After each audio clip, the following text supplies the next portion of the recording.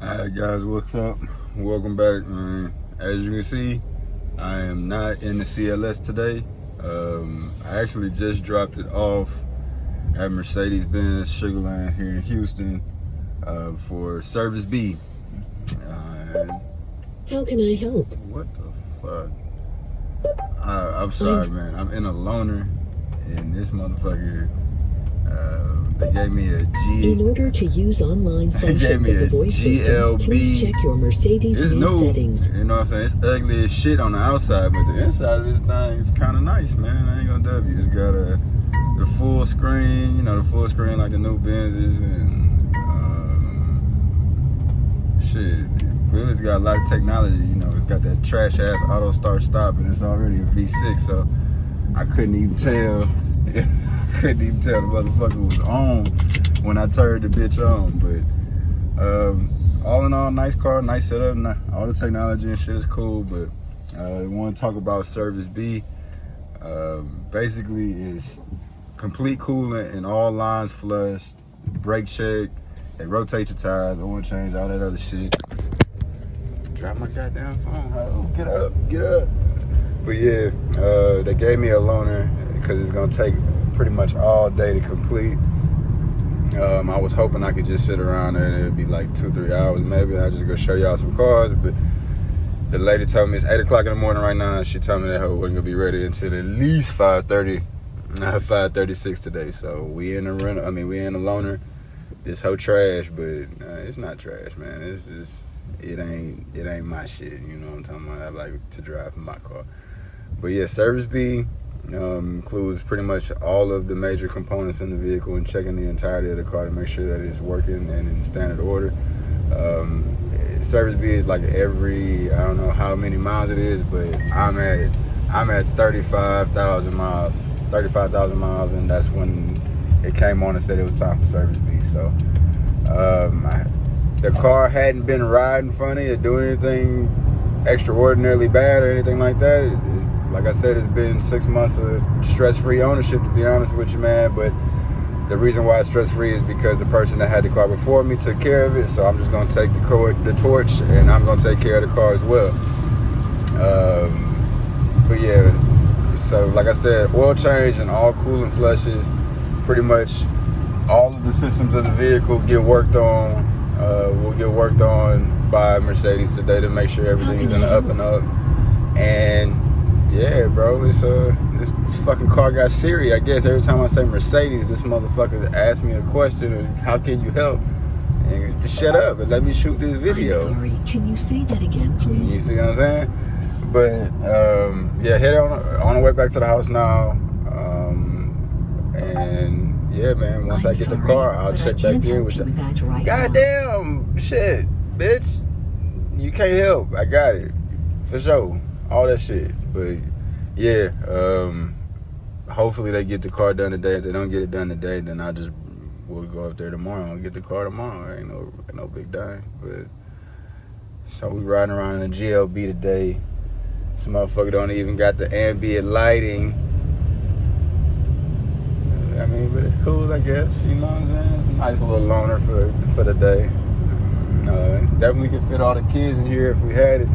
This is my wife drives a Range Rover Velar, and the outside of it is probably smaller than this, but the inside is about what on space. So if you're looking for a bargain, and you want a Benz, but you don't want to break the bank, and you're looking for something that's nice, like this motherfucker got all of the fixings, my nigga. Like all of the fixings, anything you can get in one of the nicer Benzes is in this little weak ass Benz. Maybe the lights come on at night, but other than that, it's got the full screen. I'll show you boys a little breakdown of it whenever I get to the house. But yeah, I'll check in with y'all once I'm on my way back to go get the car. If the Lord willing, they don't find nothing wrong with the motherfucker. But as it stands now, car's in working order. I hadn't drove the car in a couple of days, and I got in the car today, and all 4 fucking tire pressure lights is on. So I'm sure I needed to get my tires rotated, and I'm sure I probably need at least 1 or 2 new tires, just because I be driving that motherfucker now. But yeah, I'll check back in with y'all boys whenever I'm on my way back up to the dealer. I was hoping to show y'all some of the new cars I got out there because I got that brand new E63. They got that brand new C63 drop top bitch.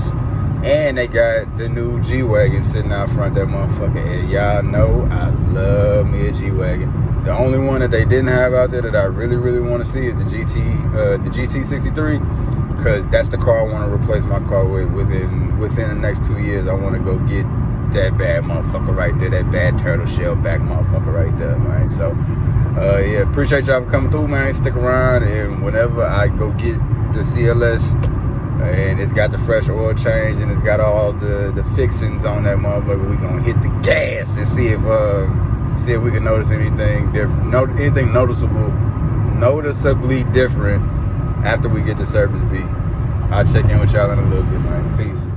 All right, guys. So yeah, this is the outside of the GLB. You see the loaner stamp to let boys know that you do not own a new Benz. You are a rental Benzer. But nah, this is my wife's car. As you can see, they're about similar in size, but this hoe is ugly. Like if you look at it, it looks like a small van, but it is not a van. It is supposed to be, it's considered an SUV. But if you see these two parked next to each other, you tell me which one look better. This is killing this. But yeah, as you can see, come on through, open the doors, real simple, gray on black, the standard Benz shit. But it does have the smaller version of the screen that you get in the S classes. And then pretty much the dash is the same as all of the new 2019 and newer Benzes, with the 3 AC vents in the center with a little small control thing right there for your little up and downs.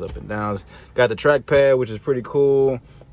And then this little toggle switch, boy. I guess it's just for hands. I don't know, man. I ain't really getting ready to play with it.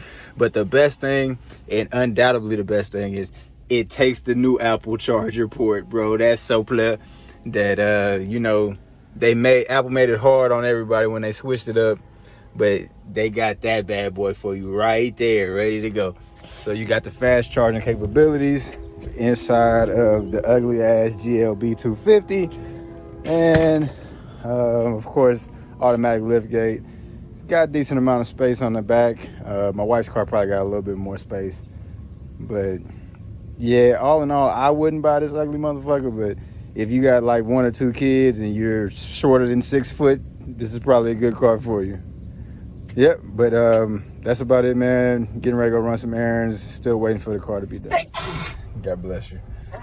But yeah, so it's got the little trackpad with all the themes you can put on it, and it's got Mercedes apps. I don't know what it is. I ain't gonna lie to you, I don't care enough to go and look for it. But nah, it's a pretty nice setup on the inside as well, man. But I know I didn't give y'all any of this on the way back, so I'm giving it to y'all now.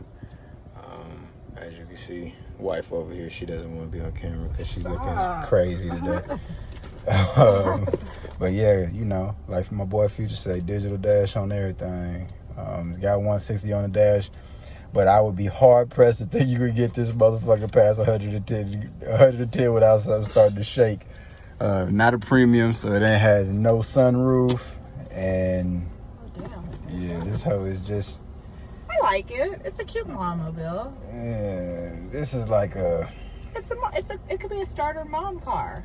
Starter mom car, what the wife says. Yeah, I'll take that and run with it, man. If it was me and I was getting a starter mom car, I'd probably get a Q5. The Apple thing. That's I showed them the damn Apple charger. Oh, my bad. Shit. I think it's a starter mom car. Starter mom car, this hurts me. Woo! Perfect timing. So I just see a black doctor pull up and jump out of that GTR.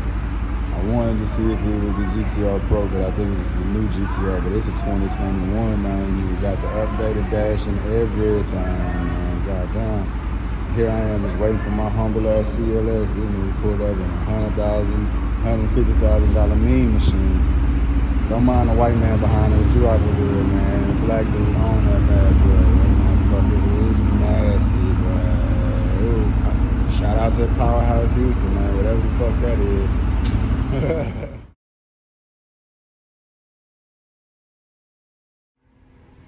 Alright, so as you can see, it's the next day. Man, I was just bullshitting around. I didn't make it back up to the dealership to pick the car up. But, so let's go over what Service B entails and all the things that I got done for my $647 service. So, first list, I have an itemized list. I'll post it in the video so y'all can see exactly what I paid for.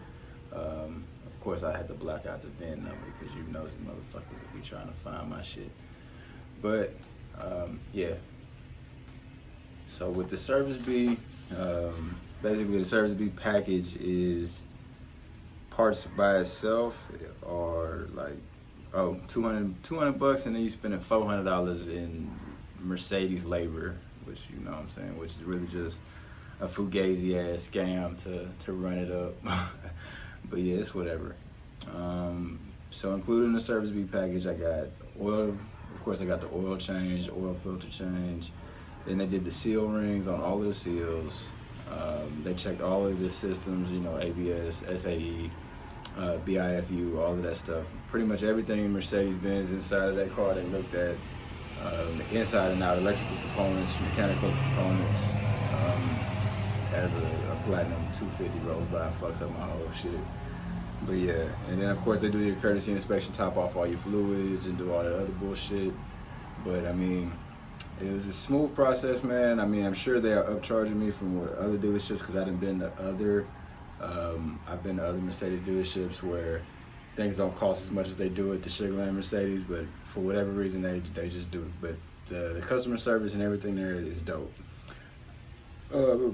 Excuse me. I did get the loaner vehicle, but they don't charge you for that. They put a $100 hold on your debit or your credit card until you bring the car back, and of course you got to bring the car back. Gas tank on full. They're not gonna, or they'll charge you like $6 a fucking gallon if you don't bring it back on some janky ass shit. But it was sweet. Had no issues. Car went in 8 o'clock yesterday morning. It was done at like 3:45, but I was just on the other side of town. I didn't feel like rushing back to go get my car knowing it was going to be there in the morning. So sorry I didn't get a chance to go do some pulls and ride around and all that other shit. But man, I went and got the car early this morning. My wife don't feel good, and my 2 kids running around the fucking house like some fucking jagaloons. So I'll probably make another video. Some back rows over here. I'll just kind of hidden so y'all can see the car perform.